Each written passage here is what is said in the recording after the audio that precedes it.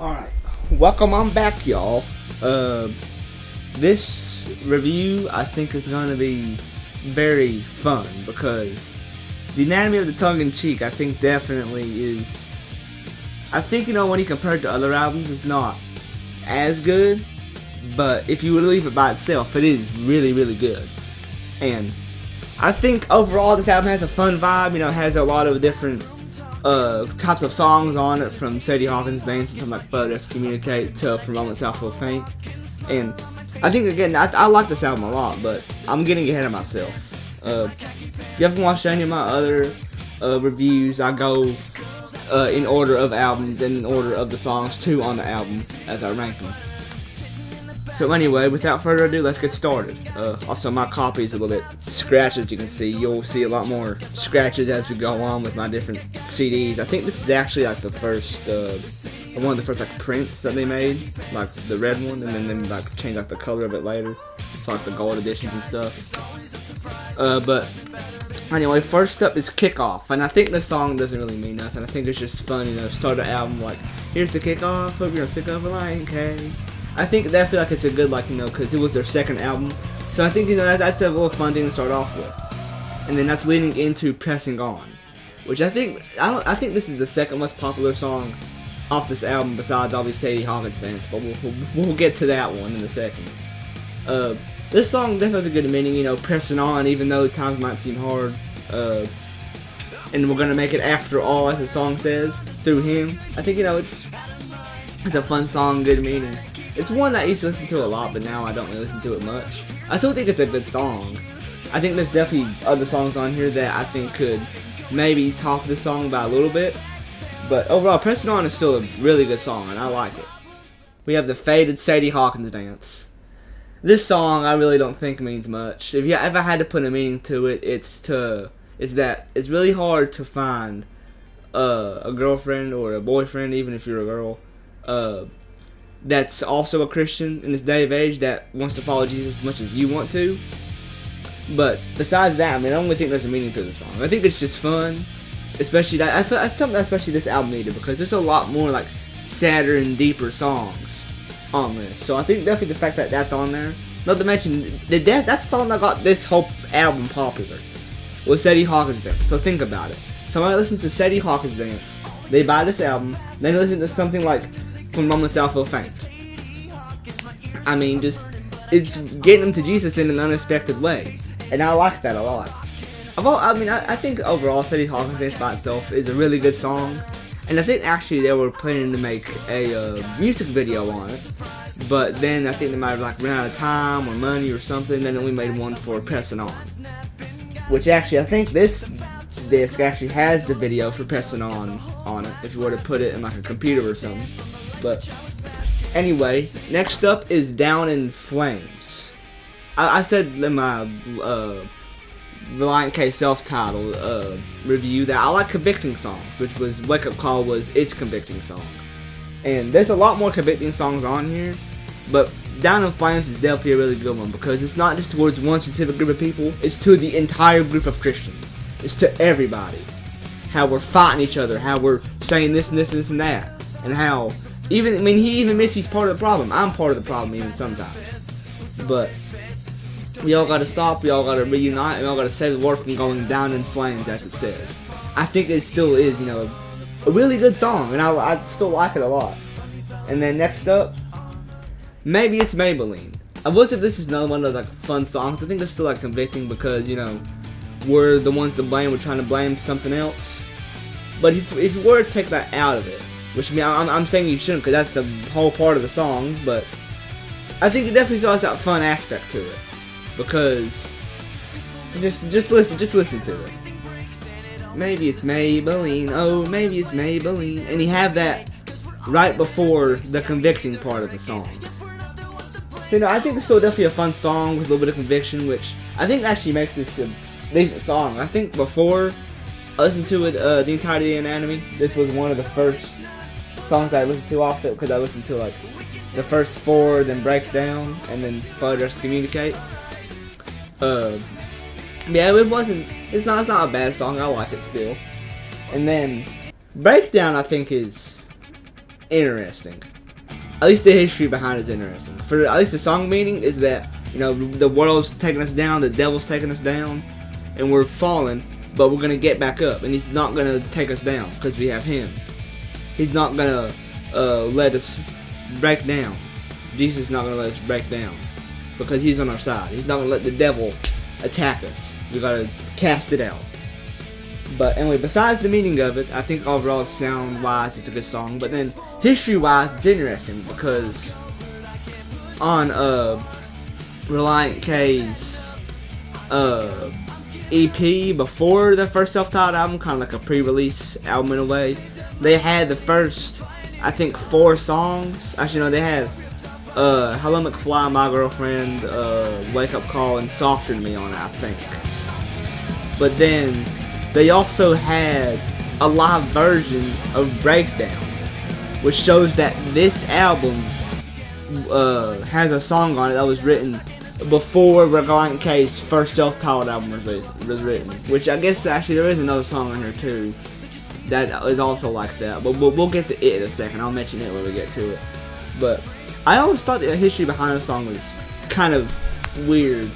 They changed it up compared to the live version. They made it more of a Christian-y song, you could say.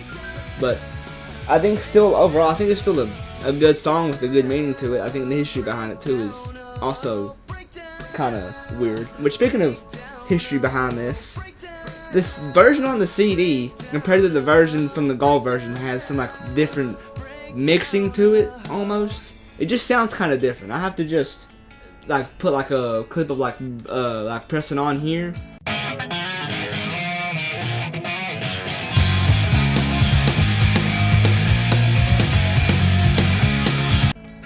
And then pressing on from the gold version.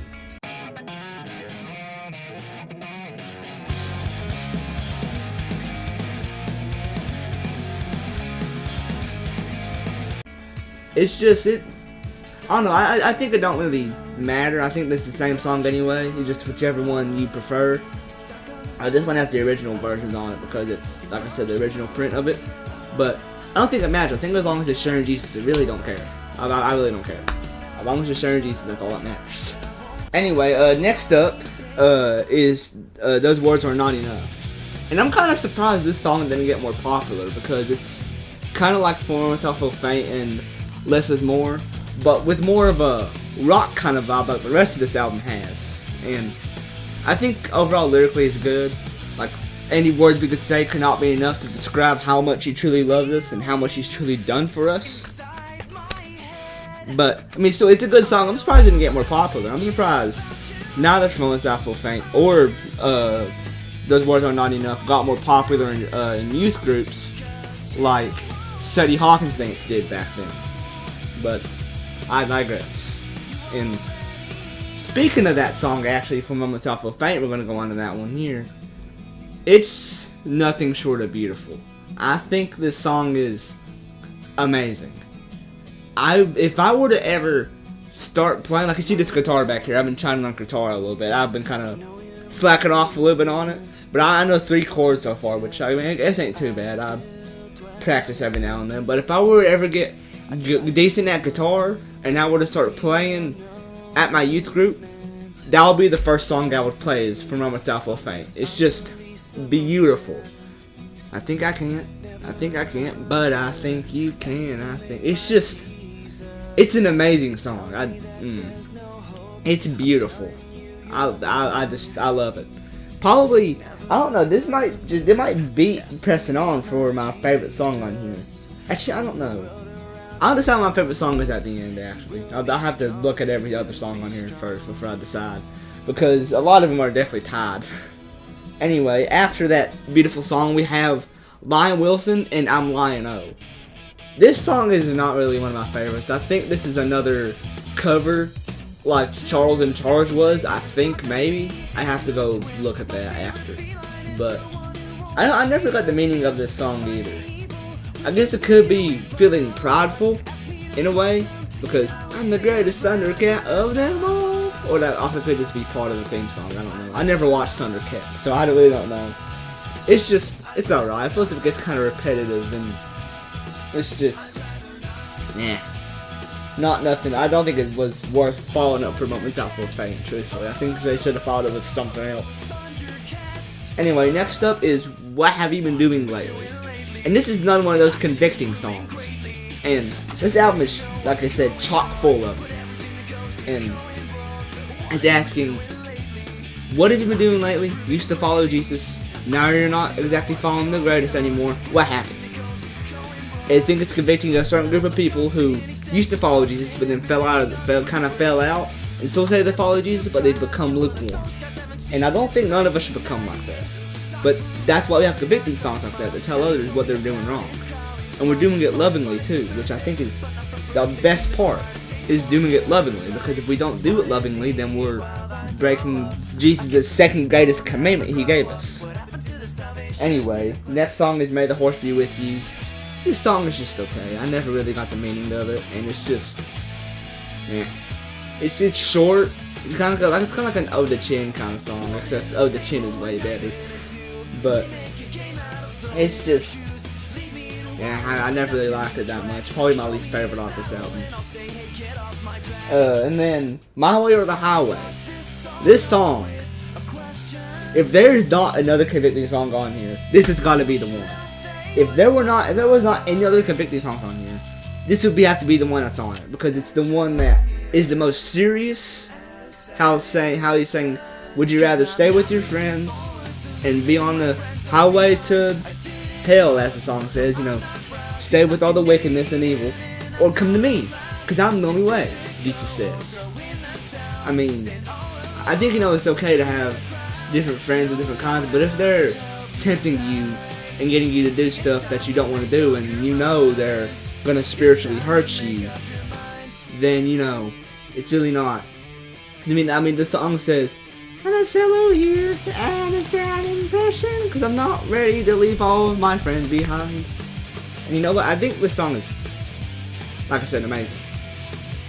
I don't know if I said that yet, but yeah, it's really good. I think it's another really good convicting song, and a lot of songs on there I think are really underrated compared to some of the other songs maybe on self-titled. But then there's also a couple of songs on here. And then, oh hey Tiffany, thank you for this amazing breakfast. Anyway, The Rest Is Up to You. I had to listen to this one again because I couldn't remember it.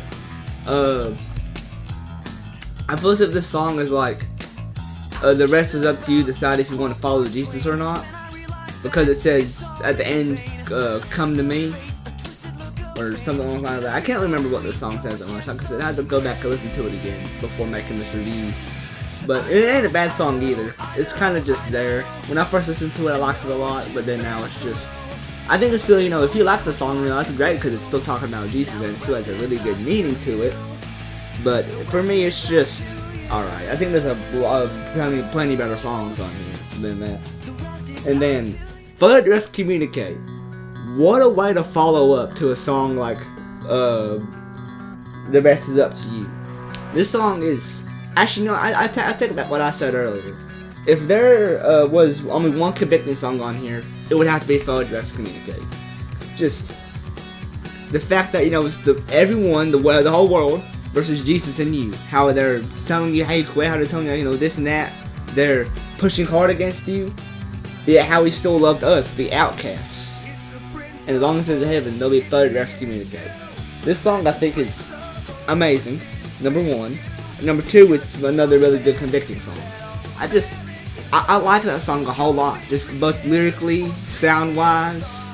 Because it gets hard, and then at the Jesus part, it gets more soft. And it's just, it's amazing. I like it a lot. Then the end off this album is Less Is More. This is the true worship song off of here. This is what I would expect to hear in church more than likely than any of these other songs. I think For Moments Out Feel Faint is still really good, but I feel that this is the true worship song at the very end. Which I think actually Reliant K said that this is the first time they tried to make a worship song. Because self-titled I don't think really had any of that. Because most of it was fast, fun, exciting. Which isn't bad. I still think self-titled is good in some forms. But Less Is More is just beautiful. I think, if you haven't listened to it, you should definitely go listen to it. And if there was another song I would play off this album in my youth group, if I ever started playing, which would probably be that, because it's, like I said, just an amazing worship song. And I think it's the longest song on here too, not counting this secret track. And actually, let's get to that secret track, Skittles and Combos. It's something. I don't know what to say about it. Amen, amen. I think it's just, it's alright. I mean, I think I'd rather it be there than it not. I mean, it's, it does not have like that 3-minute gap like Self-Titled does. But even if it does, like for example in Two Lefts, there's at least Silly Shoes, which we'll get to that whenever I do my Two Lefts review. Don't worry, I'm excited to talk about that one. But I still think this whole album is great, even with some of the little stinkers. I think this album is still really good. If I had to give it a ranking, it would probably be, honestly, I'm not gonna lie, about the same as Self-Titled, a 7. Maybe if I had to put it above Self-Titled, 7.5. But this is this album that really started to kick off Relient K a little bit. Mainly with Sadie Hawkins Dance. And we're going to see with Two Lefts, we're going to get even bigger with stuff like Mood Rings. And this album sort of just started to kick it off a little bit. Because Self-Titled was just kind of like, hey, we exist, we're here. But now this is when they actually started getting a little bit more serious, I feel. And I think that's a good thing. The fact that they're starting to get more people into Jesus. And as we'll see with future albums, they won't even mention directly, but yet people still be receiving Jesus without even realizing it. This album is just way more obvious, which I think it's a good thing that it's more obvious. And I think definitely this album is good. Yeah, I don't think you can go wrong with this one either. Should it be the first Relient K album you listen to? Probably not. I think the only 2 songs you listen to first off this album is Pressing On and Sadie Hawkins Dance, and then once you listen to some more of Relient K, then you can go on to listen to the rest of this album. But I mean, really, you can't go wrong with this album. I think it's still really good. It still has a lot of fun. It still has a lot of good convicting songs and some good worship. That's my opinions. Thank you for watching.